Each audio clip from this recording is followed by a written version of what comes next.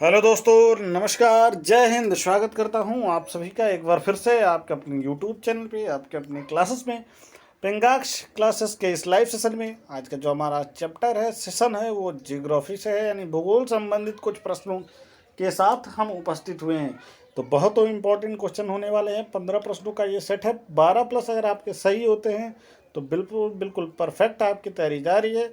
चलिए सेशन को स्टार्ट करते हैं। उससे पहले आपसे रिक्वेस्ट करूंगा, चैनल पे पहली बार है तो चैनल को सब्सक्राइब कर लीजिएगा, बेल आइकन को प्रेस कर दीजिएगा, और ये सेशन आपको पसंद आएगा तो लाइक, कमेंट और शेयर जरूर कीजिएगा। किसी एक तैयारी करने वाले फौजी भाई के साथ शेयर जरूर करिएगा। चलिए स्टार्ट करते हैं आज का ये session. Geography related GK for army aspirants. पहला प्रश्न आपकी स्क्रीन पे ये रहा, देखिए। भूगोल का जनक किसे कहा जाता है? भूगोल का जनक किसे कहा जाता है? और आपके ऑप्शन आपकी स्क्रीन पे दिए हैं। ए इरेस्टोस्थनीज, बी हेरोडोटस, सी हिपार्क्स और डी हिकैटियस। बहुत ही शानदार प्रश्न है। तो जिन लोगों ने मार्क किया होगा, ये ऑप्शन डी हिकैटियस बिल्कुल करेक्ट है। भूगोल का जनक हिकैटियस को कहा जाता है। चलिए प्रश्न नंबर 2 देखते हैं। ये देखिए, दूसरा प्रश्न आपकी स्क्रीन पे ये रहा। भूगोल के लिए ज्योग्राफिका शब्द का प्रयोग सर्वप्रथम किसने किया? बताइए। फटाफट से कमेंट बॉक्स में आंसर करेंगे। ऑप्शन ए हेरोडोट्स, बी हिकैटियस, सी हिपार्क्स और डी इरेटोस्थनीज। तो सही आंसर है ऑप्शन डी इरेस्टोस्थनीज।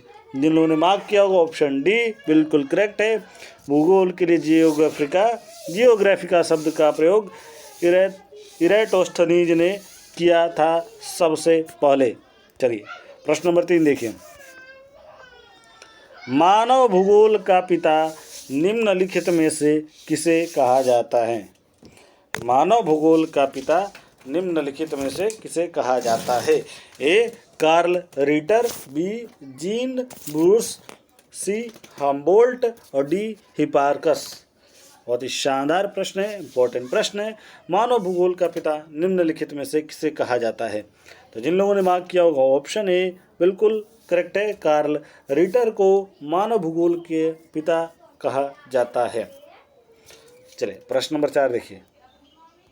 ये रहा चौथा प्रश्न आपकी स्क्रीन पे। भूगोल को मानव पारिस्थितिकी के रूप में परिभाषित करने वाला विद्वान कौन था? दोबारा पढ़ता हूँ ये प्रश्न। भूगोल को मानव पारिस्थितिकी के रूप में परिभाषित करने वाला विद्वान कौन था? A Hettner, B Jean Brunhes, C H Barrows और डी इरेस्टोथनीज। तो बहुत इंपॉर्टेंट ये प्रश्न है। जिन लोगों ने मार्क किया होगा ऑप्शन सी बिल्कुल करेक्ट है। H barrows. भूगोल को मानव परिस्थिति के रूप में परिभाषित करने वाले विद्वान का नाम एच बैरोज। चलिए प्रश्न नंबर 5, आज के दिन का 5वां प्रश्न आपकी स्क्रीन पे ये रहा। भू आकृति विज्ञान का जन्मदाता किसे माना जाता है? भू आकृति विज्ञान का जन्मदाता किसे माना जाता है? ए पेसल, बी डेविस, सी पेंक और डी इनमें से कोई नहीं। दोबारा पढ़ता हूँ। ए पेसल, बी डेविस, सी पेंक और डी इनमें से कोई नहीं। तो सही आंसर है आपका ऑप्शन ए पेसल। जिन लोगों ने भी मार्क किया होगा ऑप्शन ए बिल्कुल करेक्ट है। 1 नंबर आपके परफेक्ट है। चलिए प्रश्न नंबर 6 देखते हैं। अगला प्रश्न देखते हैं। 6ठे नंबर का प्रश्न आपकी स्क्रीन पे ये रहा। भूगोल पृथ्वी को केंद्र मानकर अध्ययन करने वाला विज्ञान है, ऐसा किसने कहा था? दोबारा पढ़ता हूँ। भूगोल जो है पृथ्वी को केंद्र मानकर अध्ययन करने वाला विज्ञान है, ऐसा किसने कहा था?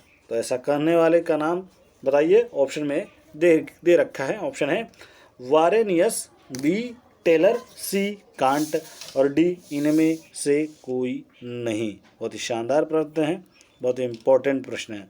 भूगोल पृथ्वी को केंद्र मानकर अध्ययन करने वाला विज्ञान है, ऐसा किसने कहा था? तो जिन लोगों ने मार्क किया होगा ऑप्शन ए बिल्कुल करेक्ट है, वारेनियस ने कहा था। चलिए प्रश्न नंबर 7 देखते हैं। ये रहा आपकी स्क्रीन पे 7वां प्रश्न। सौरमंडल के बारे में विश्व के समक्ष जानकारी प्रस्तुत करने का श्रेय किस विद्वान को है? सौरमंडल के बारे में विश्व के समक्ष जानकारी प्रस्तुत करने का श्रेय किस विद्वान को है? ए कापरनिकस, बी केपलर, सी गैलीलियो और डी इनमें से कोई नहीं। तो सही आंसर है आपका ऑप्शन ए कापरनिकस। सौरमंडल के बारे में विश्व के समक्ष जानकारी प्रस्तुत करने का श्रेय किस विद्वान को जाता है? तो विद्वान का नाम है कापरनिकस। चलिए प्रश्न नंबर 8वां देखते हैं। 8वां प्रश्न आपकी स्क्रीन पे ये रहा। सूर्य के चारों ओर घूमने वाले खगोलीय पिंड क्या कहलाते हैं? मुझे लगता है ये प्रश्न सबको पता होगा, फटाफट से कमेंट बॉक्स में आंसर करिएगा, और अभी तक शेयर नहीं किया होगा तो शेयर जरूर कीजिएगा। एक शेयर आप अपने किसी भी फौजी भाई के साथ जरूर कीजिएगा। आपके ऑप्शन पढ़ता हूँ। ए ग्रह, बी उपग्रह, सी पुच्छल तारा और डी ये सभी। प्रश्न दोबारा पढ़ देता हूँ। ये सूर्य के चारों ओर घूमने वाले खगोलीय पिंड क्या कहलाते हैं? ए ग्रह, बी उपग्रह, सी पुच्छल तारा और डी ये सभी। तो सही आंसर है ऑप्शन ए। जिन लोगों ने मार्क किया होगा बिल्कुल करेक्ट है। सूर्य के चारों ओर घूमने वाले खगोलीय पिंड को ग्रह कहते हैं। चलिए प्रश्न नंबर 9। भूगोल भूतल का अध्ययन है, ऐसा किसने कहा था? Option A Varenius, option B Taylor, option C Kant और ऑप्शन डी कार्ल रीटर। तो जिन लोगों ने मार्क किया होगा ऑप्शन सी बिल्कुल करेक्ट है। भूगोल जो है भूतल का अध्ययन है, ऐसा कहने वाले का नाम है कांट। चलिए प्रश्न नंबर हम 10 देखेंगे। आपकी स्क्रीन पे ये रहा। सौरमंडल में कुल कितने ग्रह हैं? सौरमंडल में कुल कितने ग्रह हैं? मुझे लगता है ये आंसर सबको पता होगा, कमेंट बॉक्स में आंसर कर दीजिए। ए 12, बी 10, सी 9 और डी 8। तो जिन लोगों ने मार्क किया होगा ऑप्शन डी बिल्कुल करेक्ट है, 8। सौरमंडल में कुल 8 ही ग्रह हैं। कुल कितने ग्रह हैं? तो 8 ग्रह हैं। चलिए प्रश्न नंबर 11 देखते हैं। 11वें नंबर का प्रश्न आपकी स्क्रीन पे ये रहा। किसी ग्रह के चारों ओर परिक्रमा करने वाले छोटे आकाशीय पिंड को क्या कहते हैं? किसी ग्रह के चारों ओर परिक्रमा करने वाले छोटे आकाशीय पिंड को क्या कहते हैं? ए पुच्छल तारा, बी ग्रह, सी उपग्रह और डी ये सभी। तो किसी ग्रह के चारों ओर परिक्रमा करने वाले छोटे आकाशीय पिंड को हम कहते हैं उपग्रह। जिन लोगों ने मार्क किया होगा ऑप्शन सी बिल्कुल करेक्ट है, उपग्रह। चलिए प्रश्न नंबर 12वां देखिए। ग्रहों की गति का नियम प्रतिपादित किसने किया?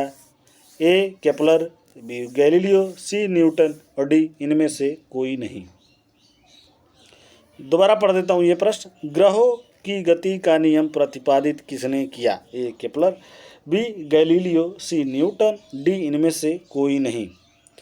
तो सही आंसर है आपका ग्रहों की गति का प्रतिपादित किसने किया?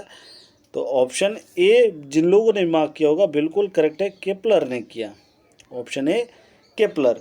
ग्रहों की गति का नियम प्रतिपादित करने वाले का नाम केपलर। प्रश्न नंबर 13 देखिए। नॉर्वे में अर्धरात्रि के समय सूर्य कब दिखाई देता है? ऑप्शन ए 12 अगस्त, ऑप्शन बी 21 जून, ऑप्शन सी 21 जुलाई और ऑप्शन डी 21 मार्च। नॉर्वे में अर्धरात्रि के समय सूर्य दिखाई देता है, कौन से दिन को दिखाई देता है? तो जिन लोगों ने मार्क किया होगा ऑप्शन बी बिल्कुल करेक्ट है, 21 जून। 21 जून को दिखाई देता है। नॉर्वे में अर्धरात्रि में सूर्य 21 जून की रात को दिखाई देता है। चलिए प्रश्न नंबर 14 देखिए। सौरमंडल की खोज किसने की? सेकेंड लास्ट है ये, बहुत इंपॉर्टेंट क्वेश्चन है दोस्तों। रिक्वेस्ट करूंगा अभी तक शेयर नहीं किया होगा तो 1+ शेयर जरूर करिए।